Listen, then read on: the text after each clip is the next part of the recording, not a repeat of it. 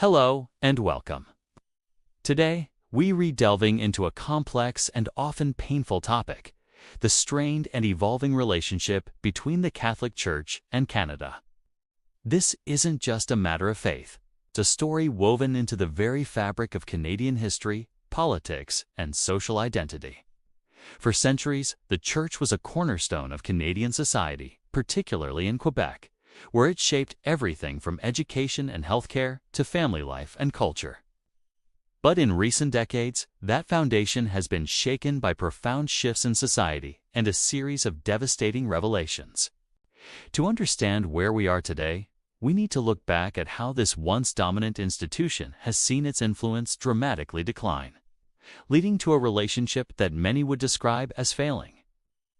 Let's start with Quebec, a region historically known as the heartland of Catholicism in North America. For generations, the Church's power was immense. It ran the schools, the hospitals, and the social services. Life revolved around the parish, and the priest was one of the most powerful figures in any community. This period, before the 1960s, is often referred to as La Grande Noirce, or the Great Darkness, a time when the Church's authority was nearly absolute. But then came the Quiet Revolution in the 1960s. This was a period of rapid social and political change in Quebec. The provincial government began to secularize society, taking control of education and healthcare from the Church.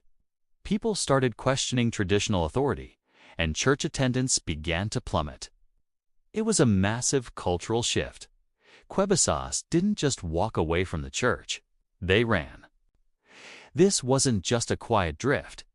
It was a conscious and collective decision to build a new, secular identity, separate from the religious institution that had defined their past. The legacy of this revolution is still felt today, with Quebec being one of the most secular societies in the Western world. While the Quiet Revolution was a major turning point, the issues that have fractured the Church's relationship with the rest of Canada are different, though equally profound. The most significant and heartbreaking issue is the legacy of residential schools.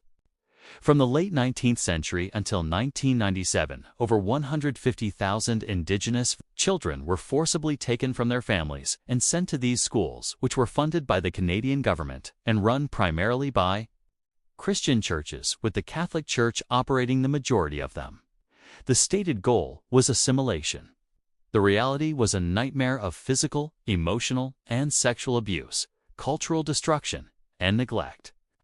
The trauma inflicted upon generations of Indigenous peoples is immeasurable. The Truth and Reconciliation Commission, or TRC, called it a cultural genocide. For years, survivors and their communities called for a formal apology from the head of the Catholic Church. They sought acknowledgement of the institution's central role in the immense suffering caused by the residential school system. For a long time, these calls were met with silence or apologies from local Canadian bishops, which many felt were insufficient. The Vatican seemed distant and unwilling to confront the institution's direct responsibility. This lack of a papal apology became a major point of contention, a festering wound in the relationship not just with Indigenous peoples, but with the Canadian public at large. It created a perception that the global Church was unwilling to take full responsibility for the sins committed in its name. The Canadian government, various other churches involved, and even the Queen had formally apologized, making the Vatican's silence all the more conspicuous and painful. The discovery of unmarked graves at the sites of former residential schools, beginning in 2021, brought this historical injustice into the global spotlight with shocking clarity. The news of hundreds, and then thousands, of potential burial sites, first in Kamloops, British Columbia, and then at other locations across the country, horrified Canadians and the world. These discoveries were not new information to Indigenous community survivors had spoken of children disappearing and being buried in unmarked graves for decades. But the ground-penetrating radar findings provided stark physical evidence that made the truth impossible to ignore. This tangible proof of lost children ignited a national wave of grief and anger. It forced a reckoning across the country. Churches were burned, statues of figures associated with colonialism were torn down, and the demand for accountability from the Catholic Church reached a fever pitch.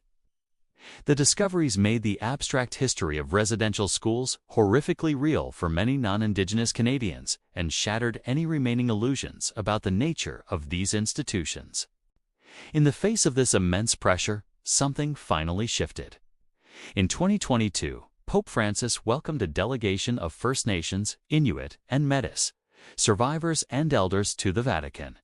He listened to their stories and, for the first time, issued a historic apology for the deplorable conduct of some members of the Catholic Church in the residential school system. He expressed his sorrow and shame.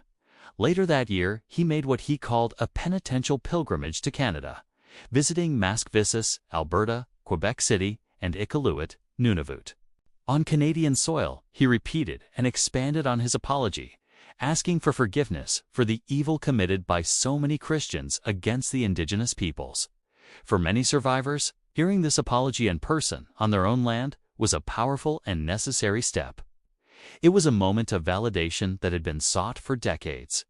However, the papal apology was not the end of the story. For many, it was just the beginning of a much longer road. While some survivors and leaders accepted the apology as a sincere and important gesture, others found it lacking. Critics pointed out that the Pope apologized for the actions of individual Christians but did not explicitly apologize for the Church's institutional role in creating and perpetuating the system itself. There were also persistent calls for the Church to take further action. These demands include the release of all residential school records held by various Catholic dioceses, which are crucial for identifying the children in unmarked graves and for survivors seeking to understand their own history. There is also the matter of financial reparations. The Church had previously fallen short of its commitments under an earlier settlement agreement, creating deep mistrust. Fulfilling its financial and archival obligations is seen by many as a true test of the sincerity of its apology. The path forward is complicated, and the healing process is far from over. Beyond the monumental issue of residential schools, the Catholic Church in Canada, like in many Western countries, is facing a crisis of relevance and trust. The sexual abuse scandal has rocked the Church to its core. Decades of revelations about the abuse of children by priests and the systematic cover-ups by bishops have caused irreparable harm. It has shattered the moral authority of the institution and led countless people to leave the faith. This scandal isn't just a historical problem. New cases and allegations continue to surface, demonstrating a deep-seated institutional failure that has yet to be fully addressed. This has created a profound credibility gap, where the Church's teachings on morality are seen as hypocritical by a public keenly aware of its failings. At the same time, Canadian society has become increasingly progressive and secular. The Church's traditional stances on issues like same-sex marriage, contraception, and the role of women are often at odds with the values held by the majority of Canadians, including many who still identify as Catholic. This has created a disconnect, where the official teachings of the Church seem out of touch with the lived realities and beliefs of its own members. Church attendance has been declining for years. Parishes are being closed or amalgamated, and the number of men entering the priesthood has dwindled. The Church is seen by many, especially younger generations, as an aging and irrelevant institution.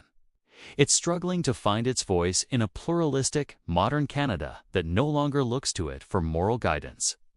So, where does this leave the relationship between the Catholic Church and Canada? It's in a state of profound flux and deep uncertainty. The papal apology for residential schools was a landmark event, but it was also a stark reminder of a history of profound failure. True reconciliation with Indigenous peoples requires more than words. It demands concrete actions, transparency, and a long-term commitment to justice. At the same time, the Church is grappling with an internal crisis of identity and authority in a secular society that has largely moved on. Can the institution reform itself? Can it rebuild the trust it has lost? Can it find a new, more humble role in a country that it once dominated? These are the questions that will define its future in Canada. The relationship is not what it was, and it will never be again. Whether it can be repaired into something new, something based on honesty, humility, and a genuine commitment to healing remains to be seen. The path forward is fragile, and the whole country will be watching. Thank you for watching.